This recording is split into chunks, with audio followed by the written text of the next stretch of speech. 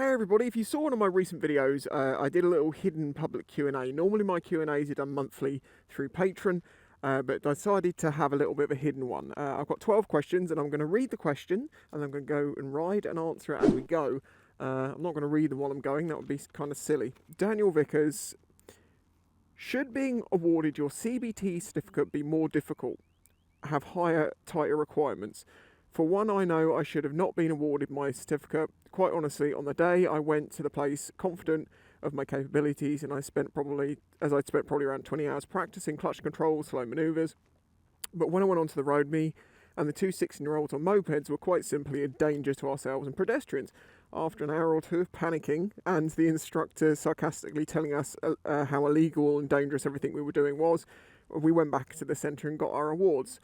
Not even 2 weeks later, I heard that one of the guys he did the training with got crushed and almost killed by an 18-wheeler, and a month later, after, the other went over the handlebars on this day. I haven't dropped the bike once, let alone experienced an involuntary rapid dismount. I love that. But that was probably just because being scared away from riding on roads for weeks and spent time practicing before gingerly going around my neighbourhood at 3 a.m. with no cars until I felt like I was no longer a hazard. So yeah, I've kind of talked about this before in regards to bad training schools, because a lot of schools don't actually sort of follow what's supposed to be done in the CBT, and I think that is a big part of the issue here. I don't think it inherently needs to be any more difficult, the actual CBT part. I just think it needs to be thoroughly actually done and held to a slightly higher standard. People should have to be a little bit better maybe than what slips through now.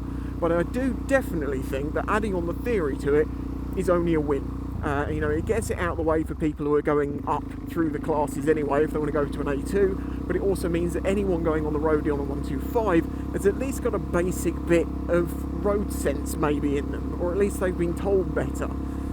I do think that would be a fair thing to do. So no, I don't think it should get harder, but I do think it should be slightly stricter and held to the standard a little better. And obviously, as I say, I've made a video talking about the schools that don't actually follow through with what they're supposed to do training-wise, and they're a problem. So the next question is from HU2Y. Do you think motorcycle licenses should be updated or be looked at for modern standards? It's suicidal to allow a 125cc on the motorway after passing your A1. Also, it's a bit silly having to do your Mod 2 again every time you wish to upgrade your licence. It's an equivalent of people having to retake their practical driving exam every time they buy a new car. No, it's not. Okay, I'm actually probably going to disagree with you on several points here. So the A1, is that dangerous for a 125 to go on a motorway with an A1? No, most 125s of modern era, at least, will do, and decent money spent on them, will do about 80 miles an hour. Most will do 70. If you sit in the left-hand lane, it can be done safely. Yes, it is dodgy. Dual carriageways are better than motorways, but it can be done. I don't think it's the end of the world. So, yeah, that's kind of what it is. And the other thing is, as I've said, don't do an A1. Get a CBT and get onto your A2. That obviously follows us up onto the A2 part of this. It isn't the equivalent of updating your license every time you want to get a new car. You do it once. You get a bike, an A2, which is a 500cc bike, which if you've had no experience on a bike is more than enough to kill yourself on. And then obviously after a couple of years of having that, you can then upgrade to a bigger bike by doing the Mod 2 again. In the past, it used to be an auto upgrade, and for that reason, the fact that it's only relatively recently changed, it's not going back. They're not going to auto upgrade it. And no, I don't think someone who passes a motorcycle test should be allowed, just a simple one with no experience, should be allowed on the road on an R1, because there is nothing in the test that tests your ability to drive at the sort of speeds that those people probably will.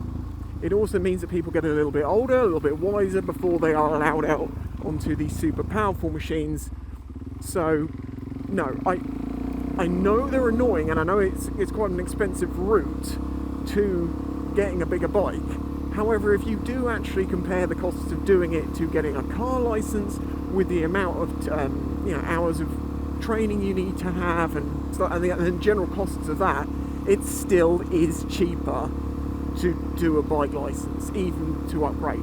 As I say, personally, I stayed on CBTs until I was 24. Actually, I was older than 24, I was like 27.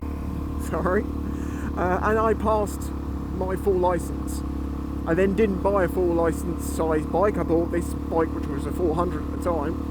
And my biggest bike still is only a 600, because even though I have a full licence, I've no need or want to go up higher myself at the moment. So I do understand the frustration with it, but I don't believe that argument holds out. And I don't know if it should go back to the way it used to be. It's just going to be a lot more people learning by death. That's all happened. I mean, if we can accept that people take their own risks, then it's fine. But the problem with that is other people get hurt too.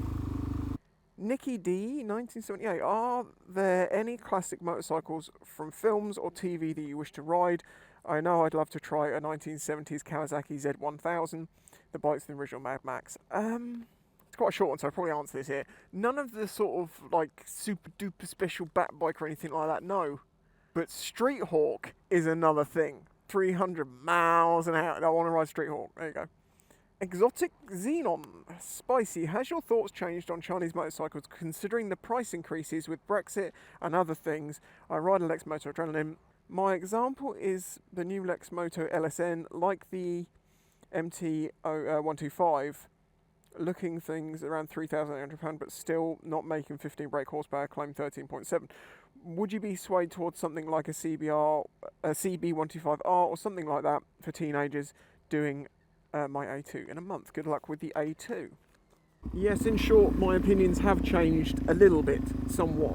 And yes, it is mostly to do with that price. I agree. I think that Chinese bikes have become too closely priced to their Japanese alternatives to necessarily make them good. As I've always said, been a big supporter of Chinese bikes for very many years.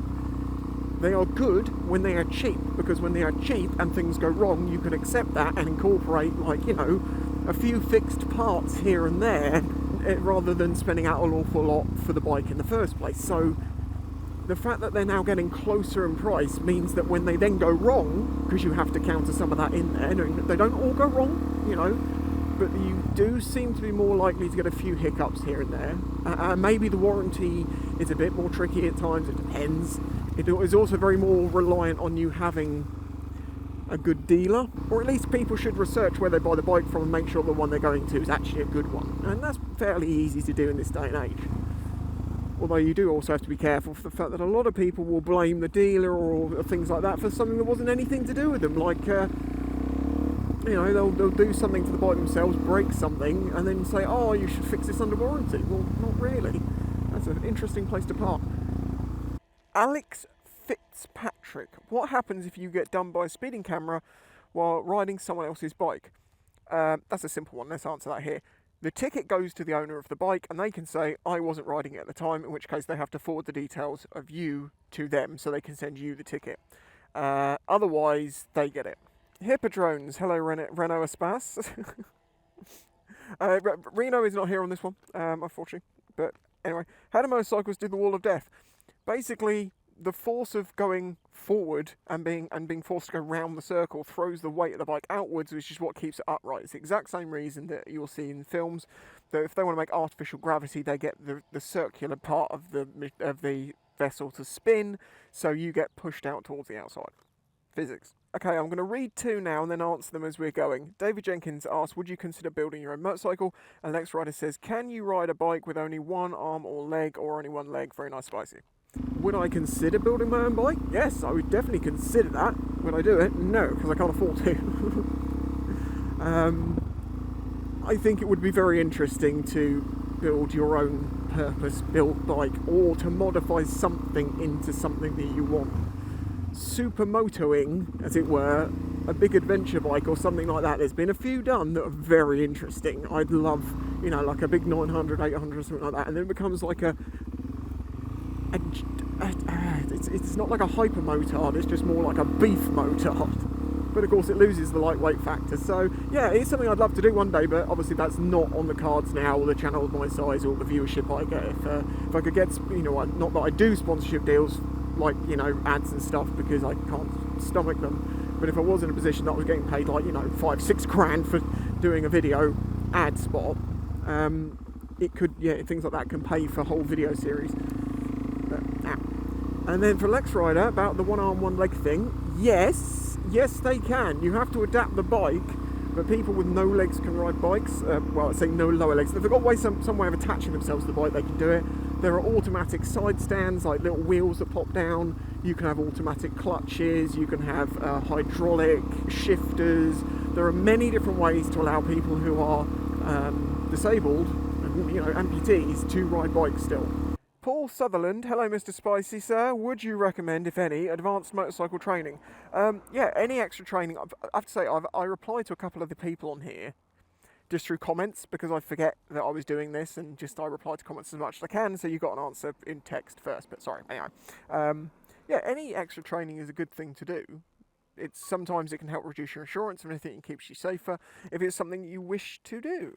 It's never really appealed to me, just 'cause I've been riding for so long. I kind of feel like I've taught myself a lot of the advanced stuff. I have read a lot more into more advanced stuff and the techniques that people use. So I'm not saying that I can't get any more training and I can't be taught anymore. Of course I can.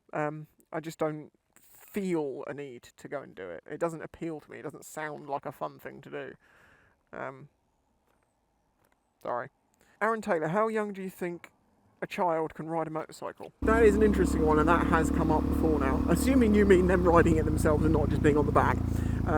Because that infuriates me as well. Especially as the kid very often doesn't have any gear, because I might bike gear in that. That's not.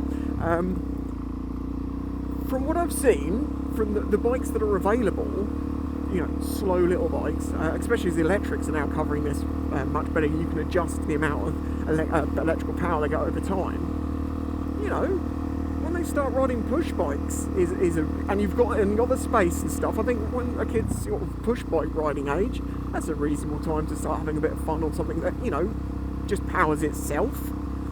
Of course, you're going to need to be very careful, because kids are going to have a habit of just riding into stuff. So maybe not having hard areas for them to hit. I don't know how you go around that one, but you know, I am definitely from a background of my parents letting me get bumps and scrapes and bruises and learning myself, and I think that made me a much safer person, because I have an appreciation of what can happen when it goes wrong. The only other thing I would add to that is that they want to, because, and you see it with some parents, they really want their kids to be bikers, and you're like, if you push too hard, they will not want to do it. They will be against it almost. I do think bikes are a little different than some things, you know, because like trying to push your kid into doing accountancy is probably less likely to happen than trying to push your kid into, do you want to ride a motorcycle? 240Z, can a handheld police speed detector gun catch a speeding motorcyclist, as we don't have a front number plate? And Scott Vstrom 1050, is car brake cleaner the same as motorcycle cleaner? So this speed detector gun, no, they only detect speed, so the gun itself can't. However, they will still get you, because they normally have a camera on the cars facing forwards and backwards, so they can see your plate as you go in whatever direction you're going in. They may also have other officers lined up, so they will have the evidence to show you. Same for speed vans. In the past, I think some of them didn't have front-facing cameras, and obviously bikes had the advantage of blasting straight past them and never getting caught. I believe, unless they have a unit further up the road to get them. But they've obviously added cameras on the front of most of those, and I believe the average speed cameras at one point, when they were like forward-facing, couldn't actually deal with motorcycles, but I believe they have a way of getting around that now. So, unfortunately, there's nothing about having no front plate that saves your butt. And as for that last question, is car and motorcycle brake cleaner the same thing? Basically, no. In fact, many brake cleaners are not the same as each other, regardless of what their intentional use is. They have different blends and different additives, and in some cases, there are some types of brake cleaners that you don't want to use in certain applications. So as a general rule, I would say don't interchange them, unless you are sure that the chemical components of that are the same, or at least they are safe on a motorcycle. In reality, do people use these things interchangeably because it's just basically an alcohol type solvent spray which gets rid of grease? Yes, people do that all the time. That's just a fact of it, but I wouldn't advise it, and no, it's not the exact same thing. So there you go, that's the last question. Thank you for leaving those questions. I may do another one of these public Q&As again at some point. But if you want to be part of the monthly Q&A, then join my Patreon, links in the description. It's as little as $1 a month. You get up to Discord, you can chat with me on there, get videos earlier and some other benefits beside, and it helps support this channel and make it possible. So obviously a massive thank you to my patrons. If you've enjoyed the video, smack the like button, subscribe if you're new here, because I'm also just about to hit 100k, and get my play button. It's been a while coming. Anyway, catch you next time. Bye bye.